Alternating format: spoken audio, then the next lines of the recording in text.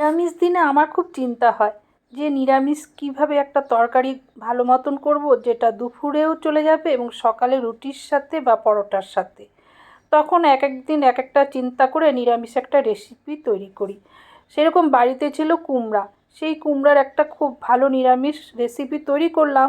আমার হাজব্যান্ডের খুব পছন্দ হলো এবং অফিসে নিয়ে যাওয়ার সময় বলল বেশি করে দিয়ে দাও। খেতে এত ভালো হয়েছে যে সবাই ভালো খাবে। তারপর রাতে এসে বলল না, সবাই খুব ভালো খেয়েছে এবং এরপরে আবার রান্না করে খাওয়াতে বলেছে। তাহলে বন্ধুরা আপনারাও রেডি হয়ে যান এরকম কুমড়ো যদি বাড়িতে থাকে এরকম নিরামিষ একটা রেসিপি তৈরি করতে। নমস্কার বন্ধুরা, আজকে আমার এই রেসিপির ভিডিওতে সকল বন্ধুদের জানাই স্বাগতম।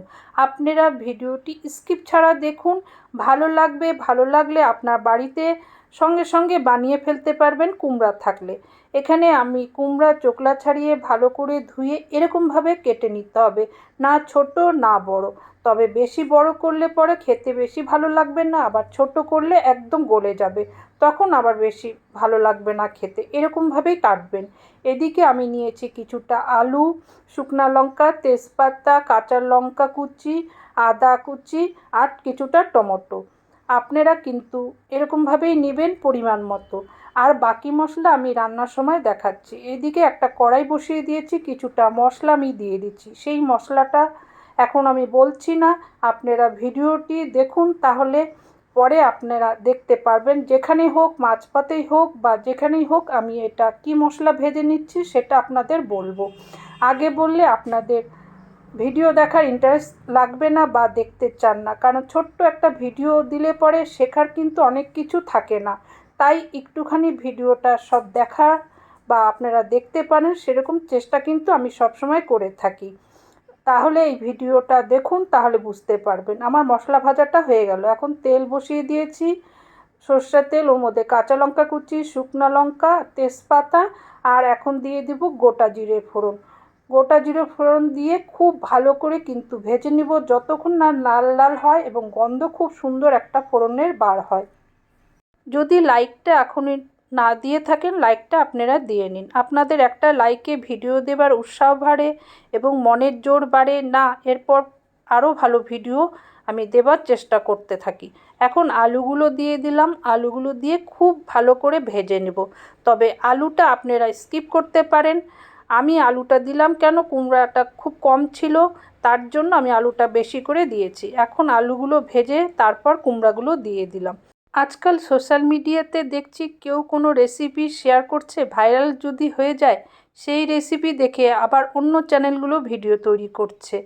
কিন্তু পাকা রাঁধুনিরা কিন্তু তা করে না। তারা নিজেদের পছন্দ অনুযায়ী বা নিজেরা যা পারে সেই রকমই কিন্তু রান্না শেয়ার করে। আমিও কিন্তু কারোর ভিডিও দেখে শিখি, দেখি, কিন্তু সেই ভিডিও দেখেই সেই ভিডিও তৈরি করে আমি কিন্তু ছাড়তে চেষ্টা করি না। রান্নাটা হলো নিজস্ব ব্যাপার। আপনি যেভাবে রান্না করবেন ভালো মতন সেরকমই কিন্তু খেতে ভালো হবে। হ্যাঁ, অনেকের কাছে অনেক কিছু শিখতে পারি, দেখতে পারি বা আইডিয়া হয়, কিন্তু সবসময় তার ভিডিও দেখে সেরকম শেয়ার করব, তাহলে চারিদিকে এই ভিডিও ছড়িয়ে যাচ্ছে। একই রেসিপি সব জায়গায় দেখতে কি ভালো লাগে? এখন তাই দেখছি, একটা রেসিপি হলেই সব জায়গায় চারিদিকে একই আসতে থাকে, তখন আর কারোর ভিডিও দেখার ইচ্ছা করে না। তখন ভাবি যে এই ভিডিও তো সেদিন ওনার ভিডিও দেখলাম, তখন কি আর ভালো লাগে? 10 মিনিট পর আমি ঢাকনাটা উঠিয়ে দেখলাম যে কুমড়া আলুটা সিদ্ধ হয়েছে কি না। তাহলে আমি আর ঢাকবো না। দেখলাম না, ভালো মতন সিদ্ধ হয়ে গেছে এবং গ্যালগালাও হয়নি। এরকমভাবে কিন্তু করতে হবে, একদম গ্যালগালা হয়ে গেলে ঘন্ট হয়ে যাবে। এই রেসিপি আপনি রুটি বা নান বলুন, ভাত বলুন, সব দিয়ে কিন্তু খেতে পারবেন। এইভাবেই তৈরি করতে হবে। খুব ভালো করে আমার ভাজা হয়ে গেছে। আমি দিয়ে দিলাম কয়েকটা কাঁচা লঙ্কা আর কিছুটা দিয়ে দিলাম যে মশলা আমি গুঁড়া করে রেখেছি। দেখালাম প্রথমে যেটা ভেজেছি সেটা আমি খুব ভালো করে গুঁড়া কিন্তু করিনি, সামান্য এরকমভাবে একটু গুঁড়া করে নিয়েছি। আমি চাকি বেলনার মধ্যে গুঁড়া করেছি, কারণ পাটার মধ্যে গুঁড়া করলে পরে বেশি গুঁড়া হয়ে যাবে। যেরকম আমরা আচারের মধ্যে মশলা দিই সেই রকমভাবে গুঁড়া করতে হবে, তবে আচারের মশলা কিন্তু এর মধ্যে নেই। এখন আপনারা দেখতে থাকবেন যে আমি কি মশলাটা দিয়েছি, তাহলে সেই মশলার ভিডিও দেখে আপনারা কিন্তু কমেন্ট করবেন। এখন সামান্য একটু চিনি দিয়ে দিয়েছি, যেহেতু নিরামিষ রান্না একটু চিনি দিতে হবে। কুমড়াটা এমনিতে খুব মিষ্টি ছিল, তার জন্য আমি চিনিটা খুব কম দিয়েছি। খুব ভালো করে এটাকে নাড়িয়ে যাতে চারিদিকে সব মশলা লেগে যায়। এখন দিয়ে দিচ্ছি কিছুটা ধনেপাতা কুচি। এরপর তো ধনেপাতা থাকবে না, তখন দিবেন না, এখন আছে দিয়ে দিচ্ছি। খুব ভালো করে আবার নাড়িয়ে নিচ্ছি। দেখুন দেখতেও সুন্দর হয়েছে, আর খেতে তো কেমন হবে আপনারা দেখলেই ভিডিওটি বুঝতে পারবেন। পাকা রাঁধুনির পাকা রান্না সবসময় হয় তা কোনো কথা নয়।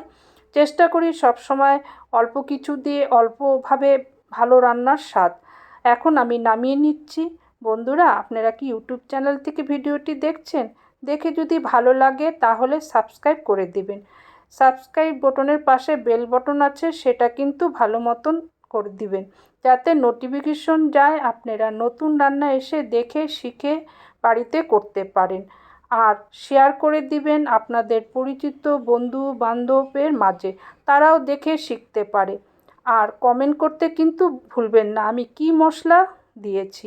তাহলে দেখুন এই মশলাটা, আধা চামচ পোস্ত, আধা চামচ জোয়ান, আধা চামচ জিরে, আর কালো জিরা আধা চামচের একটু কম, একটু শুকনো লঙ্কা ভেঙে দিয়েছি। এটা ভালো করে আমি ভেজে নিয়েছি, সেটা ভিডিওর মাধ্যমে দেখিয়েছি। এটা ঠান্ডা হলে আমি পিষে নিব। কিভাবে পিষেছি সেটাও আমি বলেছি।